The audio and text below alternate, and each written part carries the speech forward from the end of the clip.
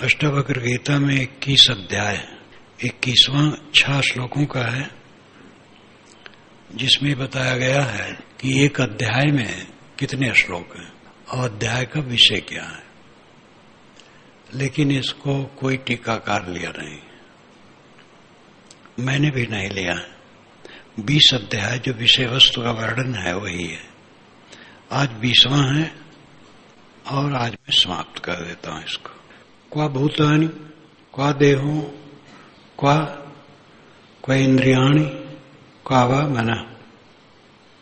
क्वा भूतानि क्वा देहो क्वा इंद्रियाणि क्वा वा मनः।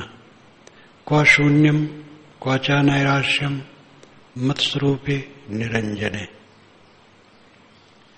मत्स्वरूपे निरंजने, मेरा स्वरूप निरंजन होने से। निरंजन का मतलब मायातीत, माया से रहित।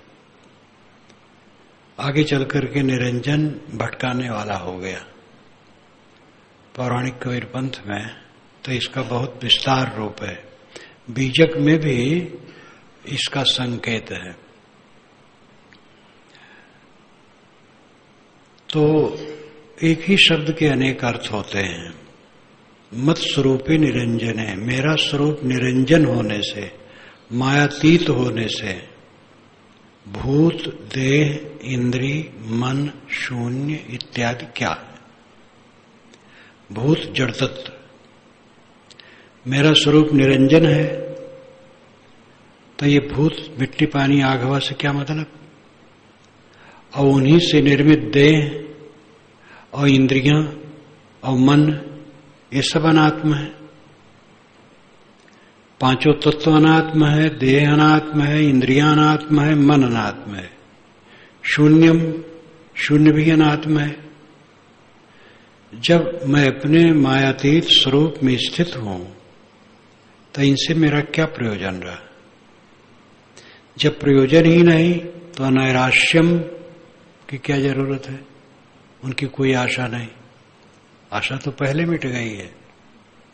देख रहा हूं कि ये सब अनात्म है और इनसे हमारा संबंध नहीं है। देहोपाध्य से संबंध है, लेकिन ये अनित्य है और मिट जाएगा। तो मैं इन सब से निवृत्त हूं। क्वा लोकः क्वा मोक्षुर्वा क्वा योगी ज्ञानवान क्वा वा। क्वा बद्ध क्वा चावा मुक्त स्वरूपे अहमद्वये। अंतिम में एक जोर से फटकार है। क्या जरूरत, क्या जरूरत, क्या जरूरत, इसकी क्या जरूरत? क्वा लोक मुक्त स्वरूपे अहमद्वये, सुस्वरूपे अहमद्वये। मेरा जो स्वरूप है वो अद्वय है, अकेला है। स्वस्वरूपे अहमद्वये, मेरा अद्वय स्वरूप अकेला, केवल, और उसमें मैं स्थित हूं। तो क्वा लोक, संसार हमारे लिए क्या है?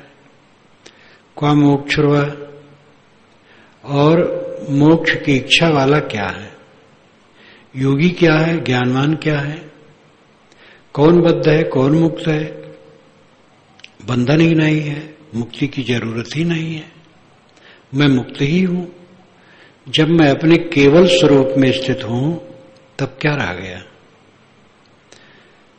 उत्तीर्णे तु परे पारे नौकायाम किम प्रयोजनम।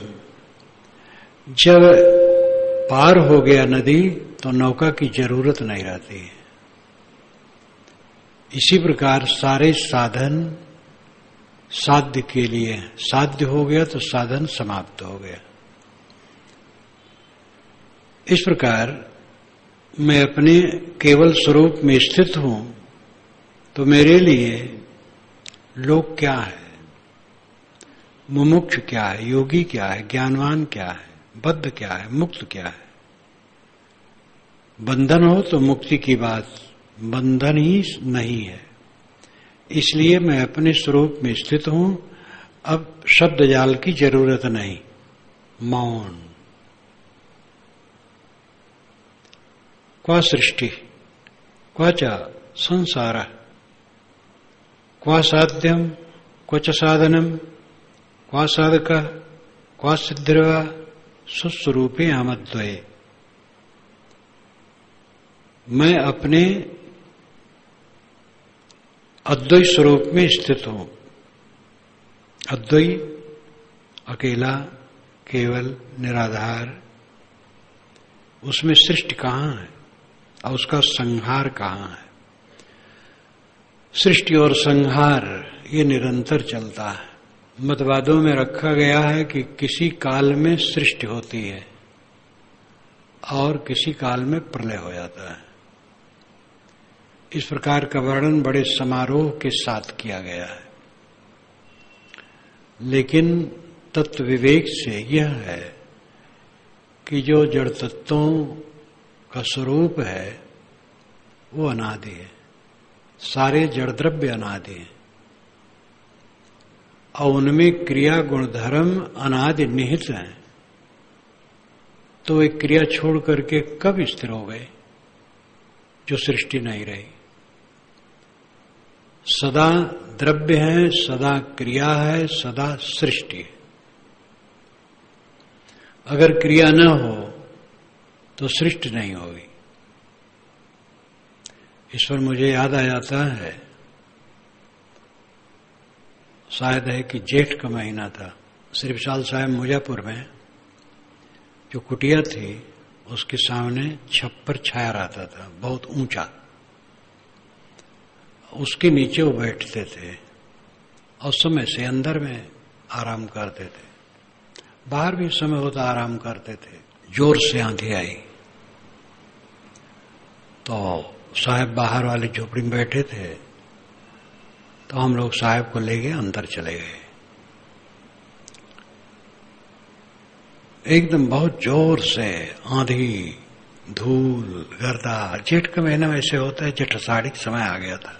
तो मैंने कहा साहब जब सृष्टि का प्रलय होगा ऐसे दृश्य आएगा। तो उन्होंने कहा हाँ, पदार्थ सब क्रिया छोड़ के स्थिर हो जाए तो प्रलय हो जाएगा। इतने भर कहा। वो संत जो स्कूल में नहीं गया था, जब जान पाया कबीर साहब विचार, तब उनको लगा कि उस मत की पुस्तक पढ़ना चाहिए और अक्षर ज्ञान नहीं है।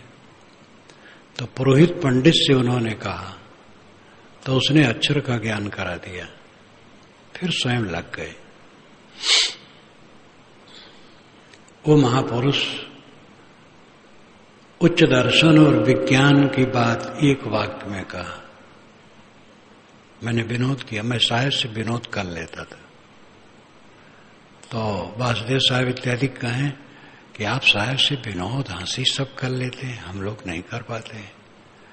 हम कहीं अपना अपना स्वभाव है, मैं ऐसा कर लेता हूं। तो मैंने कहा साहब जब सृष्टि का प्रलय होगा तो ऐसे आंधी वधी आएगी। तो जब वो बात कोई कहे तो साहब चुप रहते थे थोड़ा, तब फिर रुक के बोलते थे।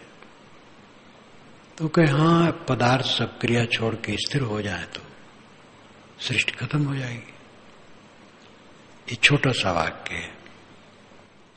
द्रव्य गति छोड़ दे तो सृष्टि नहीं होगी, लेकिन द्रव्य में निरंतर गति है, इसलिए निरंतर सृष्टि है। एक सिरे से न सृष्टि है न एक सिरे से प्रलय है।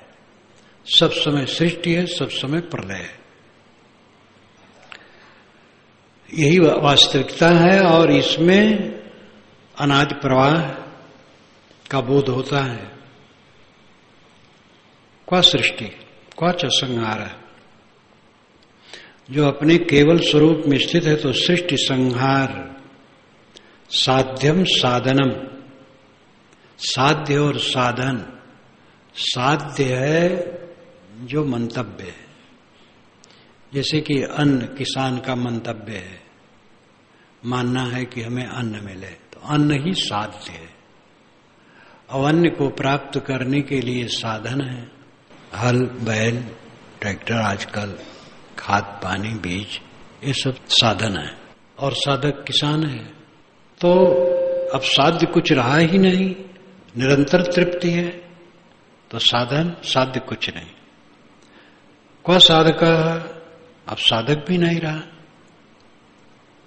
सिद्धिर्वा, और सिद्ध भी अब कहां? जब आगे हुए निर्वाह है, साहेब ने कहा गैया एक विरंच दियो है, गैया बाहर बाहर वो भारी, तो मनोवृत्ति को उन्होंने गैया कहा और लंबे पद में अंत में कहा कि आगे हुए निर्वाह है, इस गैया से आगे हो जाए, मनोवृत्ति से आगे हो जाए और उसका जीवन भर निर्वाह करे। उस स्थिति में स्थित होना चाहिए और उसको जीवन भर निभाना चाहिए। कुछ समय के लिए स्थित हो गया, लेकिन जीवन का झंझा आएगा और उसमें घबरा जाए तो कुछ नहीं कर पाएगा। जीवन में झंझाएं आती हैं। ये सबको समझ लेना चाहिए कि संसार द्वंद्वात्मक है। यहां विरोधी तत्वों से गति होती है और विरोधी तत्वों से निर्माण होता है। सम तत्व से निर्माण नहीं होता है। स्त्री स्त्री से बच्चा नहीं होता है, पुरुष पुरुष से नहीं होता है। स्त्री पुरुष जो विरोधी अंग के हैं उनसे होता है। ऑक्सीजन हाइड्रोजन विरोधी है। ऑक्सीजन प्राणप्रद है, हाइड्रोजन प्राणनाशक है, लेकिन दोनों मिलकर के जीवनदायी जल बनता है। बत्ती, आग और तेल परस्पर विरुद्ध हैं, तीनों मिलकर के प्रकाश बनता है। संसार का यह स्वभाव है। एक ही परिवार में भिन्न स्वभाव के लोग हैं। मनोविज्ञान में पढ़ाया जाता है छोटे छोटे बच्चों पेड़ के नीचे पढ़ना है, तो कुछ होते भड़ तुरंत गुरुजी ने कहा बस चलो, झाट दे बिस्तर ले, अपना बोरिया बिस्तर लेकर के वहां पहुंच गए, बस्ता लिए, टाट लिए और वहां के लिए दौड़ पड़े। दूसरा है वो सोचता है क्यों वहां जाए, और उसकी मनोवृत्ति वैसी है। पहले वाले की भावना प्रधान है, गुरुजी ने कहा बस चलो। दूसरा है वो सोचता है क्यों आ जाए। तो ये मनोवृत्ति का अंतर है। स्वभाव का अंतर संसार में सर्वत्र है और वही भिन्न स्वभाव वाले, यहां तक विरोधी स्वभाव वाले मिलकर के सब काम करते हैं। घर में है, परिवार में है, कोई कैसा है, कोई कैसा है, कोई कैसा है, लेकिन वही सब मिल करके काम करते हैं। ऐसे समाज है, ऐसे संस्था है, ऐसे पार्टी है, कहीं भी है। भिन्न भिन्न स्वभाव वाले होते हैं और उन्हीं भिन्न स्वभाव अथवा विरोधी स्वभाव में भी सब काम होता है। उसको सह के निभाना चाहिए। क्वा साधक क्वा सिद्धिर्वा, जब स्वरूप स्थित की दशा है वहां न सृष्टि है, न संहार है, न साध्य है, न साधन है, न साधक है, न सिद्धि है। ये चार बातें, साधक, साधन, साध्य, सिद्ध। साधक मनुष्य है, साधन सहयोगी, जो काम में सहयोगी चीजें वो साधन है, और साध्य उसकी प्राप्ति है, और जब प्राप्ति हो गई तो वही सिद्धि है।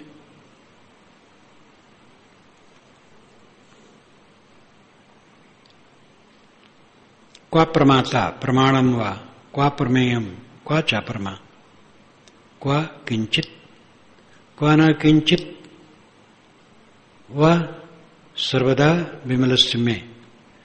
मेरे सदैव निर्मल होने से मन सब समय निर्मल और शांत है। ऐसी अवस्था में प्रमाता, प्रमाण, प्रमेय, प्रमा की क्या जरूरत है। प्रमाता, प्रमाण, प्रमेय, प्रमा। प्रमा ज्ञान को कहते हैं और प्रमेय जानने योग को कहते हैं। प्रमेय नाम ज्ञान, प्रमा नाम ज्ञान और प्रमेय नाम ज्ञान को जानने की जानने योग्यता, प्रमेय जानने योग्य,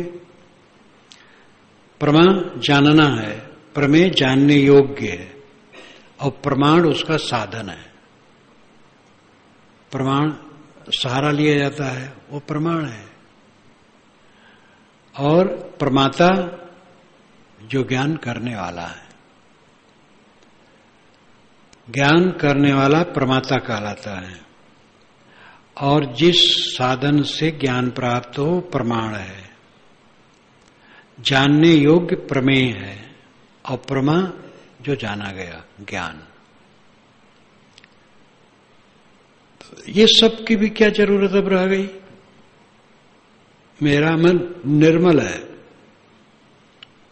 सर्वदा विमलस्य में, सब समय चित्त निर्मल है। दुनिया के झंझे से, झंझा से चित्त ऊपर है। ये सभी साधक को ध्यान देना चाहिए। ये दुनिया का झंझा नहीं मिटेगा, अपने मन को ऊपर उठाना पड़ेगा। कभी नहीं मिटा है, कभी नहीं मिटेगा। न ये पदार्थों का परिवर्तन मिटेगा, न शरीर का परिवर्तन मिटेगा, और न मनुष्यों का परिवर्तन मिटेगा। लोगों के विचारों की विषमता वो न मिटेगी। ये सब ऐसे बना रहेगा। इसी में अपने आप को ऊपर उठाना है। विषमता किसी के चित्त में मिट सकती है। जो साधना करेगा उसके चित्त की विषमता मिट जाएगी, शांत हो जाएगा। लेकिन भिन्न भिन्न विचार जो हैं वो रहेंगे। और अपना अपना जो जितना समझ पाएगा अपने चित्त की विषमता मिटा पाएगा। सार्वभौमिक रूप में चित्त की विषमता नहीं मिटती है, अंतर रहता है। विमत और विवाद ये दो बातें होती हैं। विमत होना स्वाभाविक है, विवाद गलत है। कोई काम करना है तो किसी का कुछ मन होगा, किसी कुछ मन होगा, किसी कुछ मन होगा, उसी में भिन्न भिन्न होगा। लेकिन विचार करके जो योग्य है विचारवान उस पर सहमत हो जाता है। अगर अपनी रुचि कम है लेकिन वो उचित है तो समर्थन करना चाहिए। रुचि भर केवल हमारी नहीं है और योग्य है काम तो हट करना गलत है। समझ ही में नहीं आवे, समझ में आता है कि नहीं बेकार है, ये होना नहीं चाहिए, तो बात अलग है, तो हट कर सकता है। लेकिन अगर कई लोग कहते हैं ठीक है तो उसको अपने मन को मारना चाहिए। जब कई लोग सोच रहे हैं ठीक है तो हमारे सोच में फर्क हो सकता है। तो विमत होना बुरा नहीं है, लेकिन विवाद होना बहुत बुरा है। जहां विवाद है फिर दुख है। विमत स्वभाव है। दो अभिन्न मित्रों का किसी विषय में विमत होता है। दोनों अभिन्न मित्र हैं, दोनों दोनों को चाहते हैं, लेकिन विमत है अपनी अपनी सूझ। श्री आज्ञा साहब और सुसंग साहब दोनों नेपाल से आए, बस्ती उतरे, मोहम्मद नगर पहुंचे। मुझे जानते थे वहां है, मेरा वहां चौमासा वास हो रहा था। तो भोजन करके शंकर भगत के दरवाजे बैठे। तो मैंने विज्ञान की कोई बात कही तो सुसंग साहब उसका खंडन किए, तो आज्ञा साहब समर्थन किए। आज्ञा साहब थोड़ा पढ़ते गुनते थे तो समझते थे, सुसंग साहब पुराने माइंड के थे। तो फिर मैं तो छोड़ दिया, वही दोनों बात करते रहे। दोनों मित्र थे, ज्यादा साथ साथ रहते थे, लेकिन दोनों में ज्यादा देर तक बात चलती रही। सुसंग साहब खंडन करें और आज्ञा साहब विज्ञान का समर्थन करें। मैंने कहा आप देखिए समर्थन और खंडन दोनों चलता रहे, अब चले आश्रम। तो आश्रम पर चले गए, भोजन करके वहां बैठे थे। तो अभिन्न मित्रों में भी विमत होता है क्योंकि सूझ अलग होती है, लेकिन विवाद नहीं होना चाहिए, समाधान कर लेना चाहिए। साहब का ये सूत्र है, अपनी कहे मेरी सुने और सुन मिल एके हुए। तो ऋषि कहता है कि मेरा चित्त निर्मल है, अब कुछ रहा नहीं। प्रमाता, प्रमाण, प्रमेय, प्रमा, ये सब शब्द जाल की जरूरत नहीं। सबका सार है निर्मल मन और शांत अवस्था। क्वा किंचित क्वा न किंचित, अब किंचित और कुछ और अकिंचित कुछ नहीं, थोड़ा और बहुत कुछ नहीं। क्वा विक्षेप, क्वा चैकाग्रम, क्वा निर्बोध, क्वा मूढ़ता, क्वा हर्ष, क्वा विषादो व सर्वदा निष्क्रियस्य में। मैं सदैव निष्क्रिय हूं, संकल्प विकल्प से शांत, संकल्प विकल्प शांत। मेरे में द्वंद्व नहीं है, उद्वेग नहीं है, तो विक्षेप कहां है? और विक्षेप नहीं तो एकाग्रता की कोई बात ही नहीं है। क्वा निर्बोध है? निर्बोध अज्ञान, अज्ञान नहीं है। क्वा मूढ़ता? मूढ़ता नहीं है। क्वा हर्ष, क्वा विषाद हुआ? न हर्ष है न विषाद है। हर्ष होता है तब विषाद होता है। दुनिया की चीजों उपलब्धियों में हर्ष होता है और उसमें खोट पड़ जाती है तो विषाद होता है। अब हर्ष ही नहीं तो विषाद नहीं, इसलिए सारा द्वंद्व समाप्त है। क्वा चैस व्यवहारो व क्वा चासा परमार्था, क्वा सुखम क्वा च व दुखम निर्विमर्श, निर्विमर्श में सदा।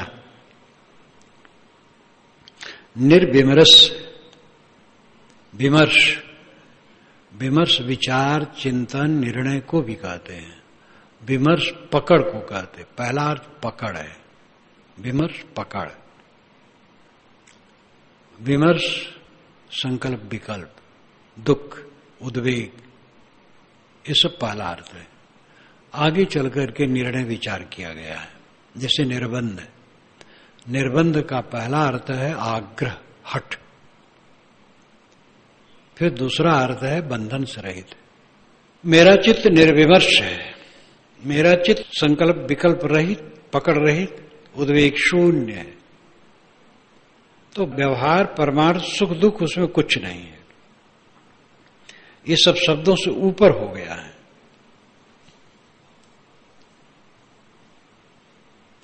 क्वा माया क्वाचा संसार, क्वा प्रीतिर्वृत्ति क्वा वा, क्वा माया क्वाचा संसार, क्वा प्रीतिर्वृत्ति क्वा वा, क्वा जीव क्वाचा तद्ब्रह्म सर्वदा विमलस्य में। मैं सदैव विमल निर्मल स्थित में हूं, इसलिए माया संसार प्रेम वैराग जीव ब्रह्म इन शब्दों की जरूरत नहीं। माया बनने बिगड़ने वाली चीज, संसार जो दृश्यमान है, प्रीति कहीं राग करना, विरत उससे वैराग होना, जीव और ब्रह्म की अलग अलग चर्चा करना और उसको एक सिद्ध करना। जब रमण महर्षि से किसी साधक ने कहा महाराज जीव ब्रह्म की एकता कैसे हो, उन्होंने कहा जीव काफी है, ब्रह्म के चक्कर में क्या पड़ते हो। यद्यपि उनका वेदांत मत था और कहीं कह डाले हैं जीव और देह अलग अलग, फिर तब एक कह डाले, क्योंकि मत का चक्कर ऐसा होता है कि आदमी उसी में बह जाता है। लेकिन यहां पर उन्होंने कहा, वो प्रश्न ही का उत्तर देते थे। लोग आते थे, पूछते थे, उसका उत्तर देते, वही लिखा गया। तो उसने कहा महाराज जीव ब्रह्म की एकता, कई जीव काफी है, जो अपरोक्ष है, ब्रह्म की क्या जरूरत है जो परोक्ष की कल्पना है। तो जीव ब्रह्म, माया संसार प्रीत वैराग, ये सब की अब कोई जरूरत नहीं, चर्चा की जरूरत नहीं रह गई है। सर्वदा विमलस्य में, सदैव निर्मल स्थित में हूं। तो जो ये सब चर्चा करके समझ करके जहां पहुंचना चाहिए था वहां हो, इसलिए सबकी आवश्यकता नहीं। क्वाचास्त क्वाचानास्त क्वाचास्ति क्वाचा नास्ति क्वाश्चैकम क्वचद्वयम बहुनात्र किमुक्तेन किंचित नोत्तिष्ठते मम। क्वाचा अस्ति क्वाचा नास्ति। अब अस्ति और नास्ति कुछ नहीं। क्वा अस्ति चा एकम क्वाचा द्वयम। क्या एक और क्या दो? क्या अस्ति क्या नास्ति क्या एक क्या दो? ये सब कुछ नहीं। बहुनात्र किम उक्तेन, बहुना अत्र किम उक्तेन। अत्र यहां पर बहुना किन उक्तेन, बहुत क्या कहना। न किंचित उत्तिष्ठे मम, न किंचित उत्तिष्ठते मम। मुझे कुछ नहीं उठ रहा है। ये अस्ति और नास्ति, एक और दो, ये सब कहने क्या जरूरत रह गई। बहुत मैं यहां क्या कहूं, मुझे कुछ उठ नहीं रहा है। अब मौन शांत, इसके आगे कुछ नहीं। स्वरूप भाव में स्थित हो गया, बस उसी को बनाए रहना है। बहादुरी है। जब चित्त एकदम निर्मल हो जाता है तो यह अवस्था आती है और व्यवहार में पढ़ करके मलिनता आने की संभावना रहती है। व्यवहार सब क्षणिक होता है, कुछ स्थिर नहीं। करते करते साधक जब मजबूत हो जाता है तब सहने की क्षमता उसकी बढ़ जाती है। जब सहने की क्षमता बढ़ जाती है तब वो स्थिर रह सकता है। और सहने की जब तक क्षमता ज्यादा नहीं है तो वो किसी समय स्थिति में आ जाएगा, फिर क्षुब्ध हो जाएगा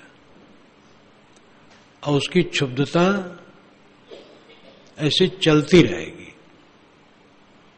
इसलिए सभी साधकों को ध्यान देना चाहिए कि सहने की क्षमता बढ़े और सहने ही से बढ़ेगा, विवाद करने से नहीं बढ़ेगा। अगर किसी ने अन्यथा कहा और तुम भी अन्यथा कहते हो तो फिर तुम्हारी शक्ति आध्यात्मिकता में नहीं बढ़ेगी। अहंकार जगता है, इन्होंने कहा मैं क्यों न कहूं, ये सामने ही मुझे दोषी बता रहे हैं, मैं क्यों चुप रहूं। ये अहंकार रख करके कोई मुक्त नहीं हो सकता है। सब लोग जो कहते हैं हमें बुरा, वो वही सच है। मेरे समान कोई बुरा नहीं।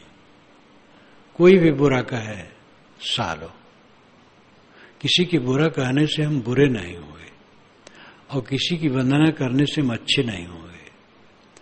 ये कहने में तो आ जाता है, जब ये सहने में आवे, रहने में आवे, तब काम बनेगा। आज तक कोई भी शांति पाया है सह करके, दूसरा कोई रास्ता नहीं है। बहुत ज्ञान रहेगा और समय आएगा तो भड़बड़ा उठोगे, व्याकुल हो जाओगे, बिस्तर पर लेटोगे, नींद नहीं आएगी, करवट बदलते रहोगे, सोचते रहोगे, मरी मरी बात, बीती बात, इस क्षण के पहले जो था वो सब तो बीत गया है। अब वही सोचते रहो, दिमाग खराब करते रहो, अब कोई फायदा होने वाला नहीं। जो कहा हो कह दिया, कहने वाला अगर अन्यथा कहा है तो वो दुखी होगा और तुम नहीं संभाल पा रहे हो तो तुम भी दुखी होगे। बात तो अपने की है कि हम अपने को संभालें, दूसरे को हम नहीं संभाल सकते। दूसरों को वही खुद संभाले तो संभलेगा। ये अंदर की लड़ाई बहुत बड़ी वीरता की बात है। आत्म विजयी होकर के जियो। अब आत्म विजयी होने के लिए अपने अहंकार को पूरा मारना पड़ेगा। सहन गति बढ़ेगी नहीं तो शांति स्थिर नहीं रहेगी। ये वचन जो युधिष्ठिर से कहवाया गया, जो मैं कहा करता हूं बीच बीच में, और अर्जुन और भीम दोनों उत्सुक करते थे युधिष्ठिर को कि ये जंगल में पड़े पड़े और वो अनधिकृत रूप में सब ले लिया है आपको ठग करके, और चलें अभी रगड़ दें और कुल ले लें। युधिष्ठिर कहें भाई 13 वर्ष की बात है तो बीच में चलना उचित नहीं है। धर्म का पालन करना चाहिए। 13 वर्ष की प्रतिज्ञा है। तो अर्जुन या भीम ने कहा है कि दुर्योधन का विस्तार बहुत है। भीम ने कहा कि कितने राजाओं को हमने भी निकाल दिया है, उनके बाल बच्चों को निर्वासित कर दिया है, और सब दुर्योधन से मिल गए हैं और उनका काम करते हैं, और वो गुप्तचर रूप में भी काम करके जो हम अज्ञातवास में रहेंगे तो उसको ही बता देंगे, तो फिर पकड़े जाएंगे, फिर 13 वर्ष भोगना पड़ेगा। इसलिए खतरा है। अब ये धर्म चिल्लाने से काम नहीं बनेगा, बस रगड़ देना है। युधिष्ठिर कहे नहीं, शांत रहो, धीरज रखो। युधिष्ठिर का बहुत बड़ा अपराध था जो उन्होंने ऐसा जुआ खेला। एक बार सब हार जाने के बाद धृतराष्ट्र ने दे दिया, फिर भी वे पतिंगे बन गए आकर के, ये उनका दोष था। लेकिन इतने पर भी सब भाई साथ लगे हैं, द्रौपदी भी लगी है, ये बहुत बड़ी बात है। कहते हैं, खींचते हैं, द्रौपदी खींचती है, मेरा अपमान हुआ, आप सबकी मैं पत्नी हूं, द्रुपद की पुत्री हूं, श्री कृष्ण की सखी हूं, मेरा इतना अपमान, आप लोगों का खून नहीं उबलता है? सहज आदमी का जो भाव है द्रौपदी कहती है बुरा नहीं है, सहज आदमी है, कोई ज्ञानी तो नहीं है, जीवन मुक्त तो नहीं है। तो ये सब होता है, लेकिन युधिष्ठिर कहते हैं नहीं, शांत रहो।